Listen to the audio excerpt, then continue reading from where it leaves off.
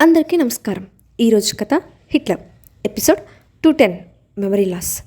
ఇక స్టోరీలోకి వెళ్తే విరాట్ కళ్ళు తెరవడం గమనించిన అనసూయ వెంటనే డాక్టర్లను పిలిపించి అతనికి చెకప్ చేస్తుంది. అతనికి ఎలాంటి కాంప్లికేషన్స్ లేవని, అంతా బాగుందని తెలిసిన తర్వాత రిలాక్స్గా ఊపిరి పీల్చుకుంది.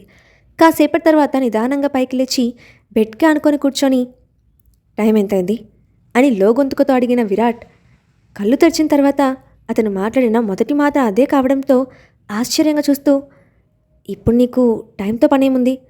నీకు ఆపరేషన్ జరిగి 5 రోజుల తర్వాత కళ్ళు తెరిచావు. ఇప్పుడు నీకెలా ఉంది నాన్న అని ప్రేమగా అడిగింది అనసూయ. నేను బాగానే ఉన్నాను, కంగారు పడాల్సిన అవసరం లేదు అని చెప్పి కిటికీ నుంచి బయటకు చూస్తూ ఉండిపోయాడు విరాట్. తను అడిగిన దానికి పొడి పొడిగా జవాబు చెప్తున్న కొడుకు ప్రవర్తనకు అనసూయలో రకరకాల అనుమానాలు తలెత్తాయి. కాకపోతే బయటపడి సమస్యలు తెచ్చుకోవడం కంటే మౌనంగా ఉంటే మంచిదని భావించి అక్కడి నుంచి బయటకు వెళ్ళిపోయింది. ఆమెకు తెలియని విషయం ఏంటంటే ఆ సమయంలో అతని బ్రెయిన్లో ఎలాంటి జ్ఞాపకాలు లేవు, మొత్తం ఖాళీగా ఉంది. ఇప్పుడు అతని పరిస్థితి ఒక తెల్ల కాగితం లాంటిది. మనం ఏం రాస్తే అందులో అదే ఉంటుంది. కానీ ఆ విషయం బయటికి తెలిసేలా అతను ప్రవర్తించలేదు. సైలెంట్గా పరిసరాలను, వ్యక్తులను గమనిస్తూ ఉండిపోయాడు. విరాట్ కళ్ళు తెరిచాడు అన్న విషయం తెలిసిన రాజేంద్ర అగ్ని మీద గుగ్గులమయ్యాడు. ఇలా జరగడానికి వీల్లేదు అని అరుస్తూ ఆవేశంగా టేబుల్ మీద ఉన్న కంప్యూటర్స్ని పగలగొట్టాడు. విరాట్ కళ్ళు తెరవడం అతనికి ఏమాత్రం మింగుడు పడలేదు. ఆపరేషన్ జరిగిన రోజే ఎవరికీ తెలియకుండా సీక్రెట్గా డాక్టర్తో మాట్లాడి అతను కళ్ళు తెరవడానికి చాలా సమయం పడుతుందని నిర్ధారించుకున్నాడు. కానీ 5 రోజులకే కళ్ళు తెరవడంతో డాక్టర్ తనను మోసం చేశాడని అర్థం చేసుకొని కసితో రగిలిపోయాడు. ఛ! ప్రతి చోట మనుషులు కానీ, సమయం కానీ అంతా విరాట్కి మాత్రమే ఎందుకు అనుకూలంగా ఉంటుంది? నేను ఎన్ని ప్రయత్నాలు చేసినా ఎందుకని ఒక్కటి సక్సెస్ అవ్వట్లేదు? వాడు స్పృహలో లేకపోయినా కూడా వాడి మనుషులు చాలా నమ్మకంతో పనిచేస్తున్నారు. అతనికి సంబంధించిన ఒక్క సమాచారం కూడా బయటకు రానివ్వకుండా చాలా జాగ్రత్తగా చూసుకుంటున్నారు. అలాంటి వాళ్ళు నా దగ్గర ఎందుకు లేరు అని ఆవేశంగా అనుకుంటూ గదిలో ఉన్న వస్తువులన్నింటినీ చెల్లాచెదరుగా చేసేశాడు. అదే సమయంలో గదిలోకి వచ్చిన మహేంద్ర అక్కడ పరిస్థితి చూసి ఆశ్చర్యపోయాడు.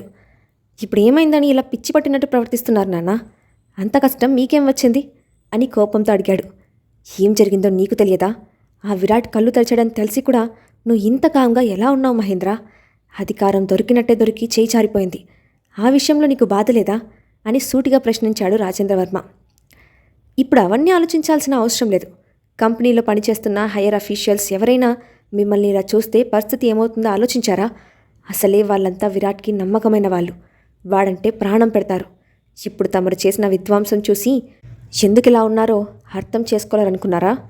ఇప్పటికే మీ కుళ్ళు కుతంత్రాల గురించి వాళ్ళందరికీ బాగా తెలుసు. అతన్ని చంపడానికి మీరు వేసిన ప్లాన్స్ అన్నీ బయటకు వస్తే వాడి చేతుల్లో మీకు ఎలాంటి గతి పడుతుందో ఆలోచించుకోండి అని స్పష్టంగా చెప్పి అక్కడి నుంచి వెళ్ళిపోయాడు మహేంద్రవర్మ. ఆ మాటతో వాస్తవంలోకి వచ్చిన రాజేంద్రవర్మ, వీడు చెప్పింది కూడా నిజమే. ఈ మధ్య నేను అన్ని తొందరపాటు పనులు చేస్తున్నాను. కాస్త ఓపికగా ఉంటే మంచిదే. సమయం నాకు అనుకూలంగా ఉన్నప్పుడు వాడి మీద వేటు వేయచ్చు అని తనకు తానే సర్ది చెప్పుకున్నాడు. ఆ రోజు సాయంత్రం ప్యాలెస్కి చేరుకున్న హాస్నికి విషయం తెలియడంతో అతన్ని చూడాలన్న ఆతృతతో వేగంగా హాస్పిటల్కి వచ్చింది. కానీ ఎంట్రన్స్లోని అనసూయ గార్డ్స్ ఆమెను లోపలికి తీసుకెళ్లనివ్వకుండా అడ్డంగా నిలబడ్డారు.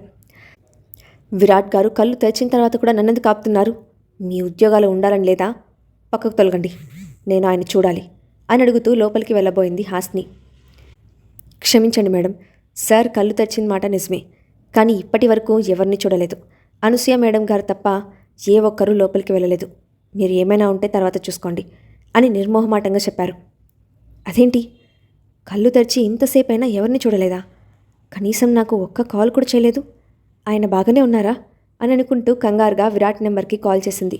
కానీ అతని మొబైల్ స్విచ్ ఆఫ్ అవ్వడంతో లోపలికి వెళ్ళడానికి మరొక దారి లేక నిస్సాయంగా నిలబడిపోయింది. రాత్రి భోజనం చేసిన తర్వాత బెడ్కి ఆనుకొని కళ్ళు మూసుకొని ఆలోచనలో మునిగాడు. కళ్ళు తెరిచిన దగ్గర నుండి కనీసం హాస్ని గురించి అడక్కపోవడం గమనించిన అనసూయ ఆశ్చర్యపోయింది. ఆ విషయంలో అతని ఉద్దేశం తెలుసుకోవాలనుకున్నప్పటికీ ఆమె పేరెత్తితే విరాట్ నుండి ఎలాంటి ప్రశ్నలు ఎదురవుతాయోనని భయంతో సైలెంట్ అయిపోయింది. కనీసం హాస్నికి ఆ పోషన్ టాబ్లెట్ ఇచ్చిన విషయమైనా ప్రశ్నిస్తాడని అనుకుంది. కానీ అతను ఆ టాపిక్ కూడా మాట్లాడకపోవడంతో ఆమెలో ఆతృత మరింత పెరిగింది. ఇన్ని రోజులుగా అతనికి ఆ విషయం తెలుసని, కన్నతల్లి అన్న కారణంతో తనను కనీసం అడగకుండానే క్షమిస్తాడనే భ్రమలో బతికి అనసూయ ప్రవర్తన పిచ్చి పట్టినట్లయింది. ఇక ఉండలేక, నువ్వు నాతో దేని గురించి ఏమైనా మాట్లాడాలా విరాట్ అని ఆతృతగా అడిగింది. ఆ మాటకి ఆమె వైపు తీక్షణంగా చూసి, మీతో మాట్లాడడానికి ఏముంది, వెళ్ళి రెస్ట్ తీసుకోండి అని చెప్పి కళ్ళు మూసుకున్నాడు. ఆ మాటకి రిలీఫ్గా ఫీల్ అవుతూ, నేను ఈ రాత్రికి నీకు తోడుగా ఇక్కడే ఉంటాను, ఈరోజు కళ్ళు తెరిచావు, ఏవైనా అవసరమైతే పక్కనే ఉండాలి కదా అని ప్రేమ ఒలకబోసింది అనసూయ. ఆమె చెప్పిన దానికి ఎలాంటి స్పందన ఇవ్వకుండా మౌనంగా ఉండిపోయాడు విరాట్. కొద్దిసేపటి తర్వాత లోపలికి వచ్చిన మహేంద్రవర్మ, హాయ్ అన్నయ్య, నువ్వు స్పృహలోకి రావడం చాలా సంతోషంగా ఉంది. ఉదయం నుంచి కంపెనీలో చాలా బిజీగా ఉండటం వల్ల రాలేకపోయాను. ఇప్పుడు మీ ఆరోగ్యం ఎలా ఉంది అని చిరునవ్వుతో అడిగాడు. మహేంద్ర వైపు షార్ప్గా ఒక్క చూపు చూసి మౌనంగా ఉన్న విరాట్తో, నువ్వు స్పృహలో లేకపోవడం వల్ల ఆఫీస్లో వ్యవహారాలన్నీ మీ తమ్ముడు ఇంకా బాబాయ్ రాజేంద్రవర్మ చూసుకోవాల్సి వచ్చింది. నువ్వు ఒంటి చేతితో చేసే పనిని కంప్లీట్ చేయడానికి ఇద్దరు కష్టపడాల్సి వచ్చింది. అది నీ సామర్థ్యం విరాట్ అని గొప్పగా చెప్పింది అనసూయ. ఆమె మాటలకి మహేంద్ర ముఖం మాడిపోయిన పెసరట్టులా మారింది. చాలా కష్టపడ్డావు కదా అని విరాట్ అడిగిన విధానానికి మహేంద్ర ముఖం కందిపోయింది. కానీ తన ఫీలింగ్స్ బయట చెప్పుకోలేక లోపలే కంట్రోల్ చేసుకుంటూ, మన పని మనం చేసుకోవడంలో తప్పేముందన్నయ్య, నీకు నయం అయిపోయిన తర్వాత అవన్నీ నువ్వే హ్యాండిల్ చేస్తావుగా అని పొడిగా చెప్పాడు. ఆ ఇద్దరు ఆఫీస్ విషయాలు మాట్లాడుకుంటున్నారని భావించిన అనసూయ బయటికి వెళ్ళిపోయింది. ఆ తర్వాత ఆ ఇద్దరి మధ్య పెద్దగా మాటలు సాగలేదు. విరాట్కి అతనితో మాట్లాడే ఉద్దేశం లేనట్లు నిశ్శబ్దంగా కళ్ళు మూసుకొని పడుకున్నాడు. అతని ప్రవర్తన వింతగా ఉండటంతో మహేంద్ర మౌనంగా సోఫాలో కూర్చొని వర్క్లో నిమగ్నమైపోయాడు.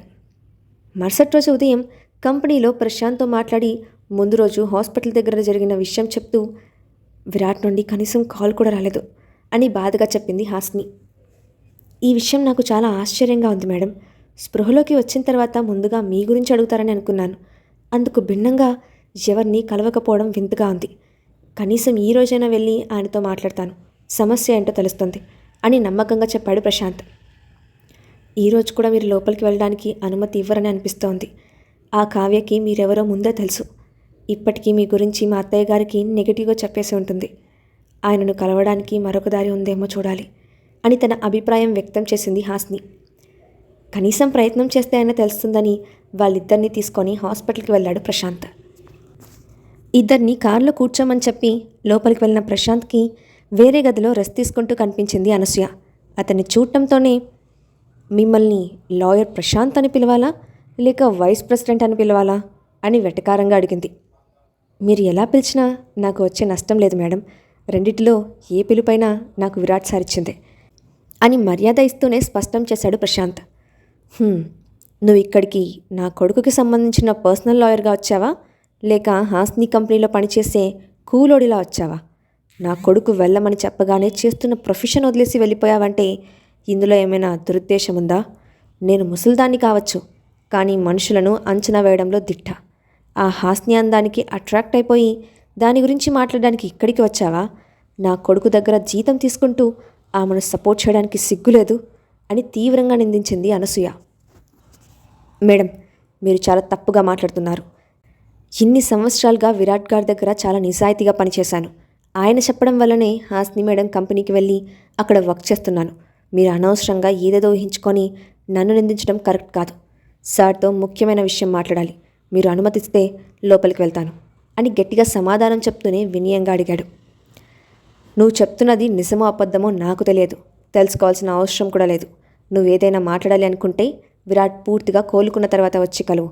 అప్పటి వరకు ఇక్కడికి రాకండి. అప్పటి వరకు మీ ఇద్దరిని లోపలికి రానివ్వను అని అతని ముఖం మీద చెప్పింది అనసూయ. సరే మేడం, తర్వాత వచ్చి కలుస్తాను అని ప్రశాంత్ బయటికి వెళ్ళిపోయాడు. సీరియస్గా బయటికి వచ్చిన ప్రశాంత్ని చూసి, మీ ముఖం ఎందుకు అలా ఉంది, లోపలేమైనా జరిగిందా, విరాట్ గారు బాగానే ఉన్నారా అని కంగారుగా అడిగింది హాస్ని. ఆమె కంగారుని చూసి జాలి అనిపించడంతో అనసూయ అన్న మాటలు మినహాయించి మిగతా విషయం చెప్పాడు.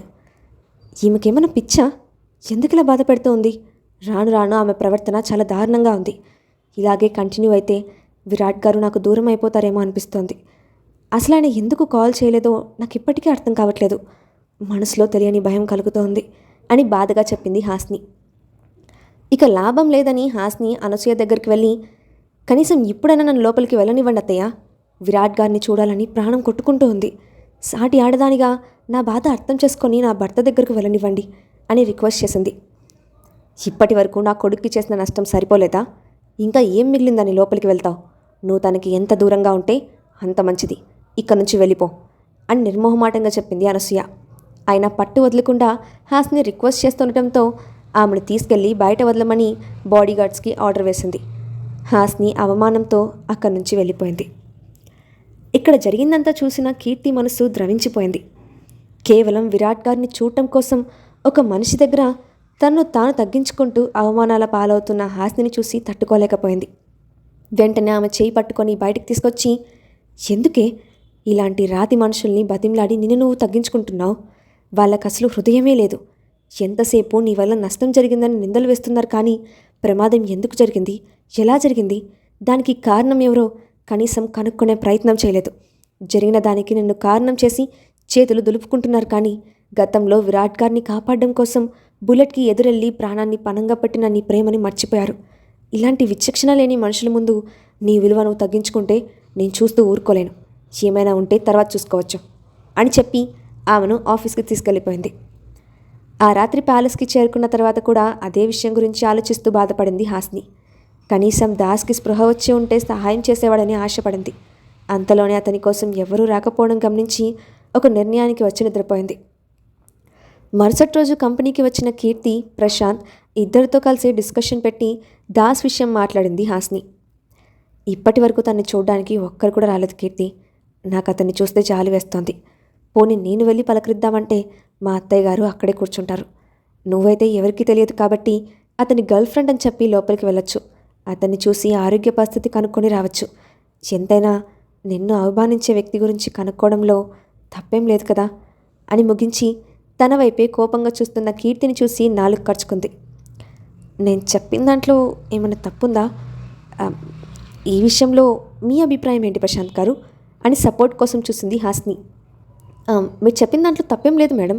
ఒకరోజు కీర్తికి భయంగా ఉందని మీరు చెప్పిన ఒక్క మాటతో రాత్రంతా తన ఫ్లాట్ బయట కాపలా కాశాడు.